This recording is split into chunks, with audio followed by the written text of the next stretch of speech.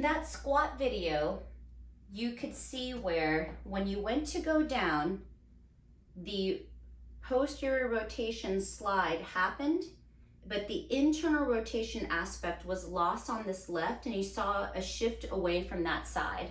You'll see a shift away, or you'll see one butt be able to sit into it and the other one cannot. And it could be the opposite way.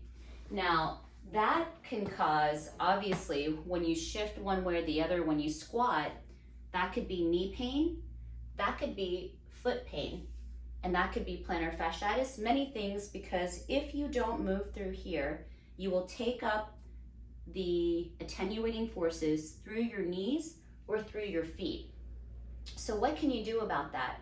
Always look in a mirror and always practice alignment. You saw with her in that video that if she emphasized sitting into the side that she was unused to sitting into after having observed it, as soon as she went down, the appearance of being more symmetrical was apparent. So when you work out, when you move through life, check to see if you're in alignment.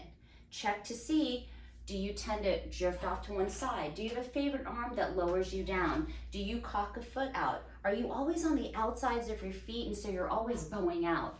So it's a bit of a concept of, if people like to do this and this, I tell them toes in, knees out. Because as soon as I tell people to bring their toes in, they bring their knees in. So everything has to be in alignment. You want to feel things stretching and pulling through your hip joint and even parallel to your booty crack, because that means you're challenging muscles and you're challenging your hip capsule so that you force it to use the ranges you typically haven't been using. That way you stay in alignment, you keep this mobility, and then you don't create stresses in these parts of your bodies, much less your low back. If you're always squatting like this, or you're always sitting down and getting up like this, imagine what it does here. So always think, you think you're symmetrical until you look in the mirror and it gets pointed out to you that maybe you're here, here, and here, and that's why you're in pain.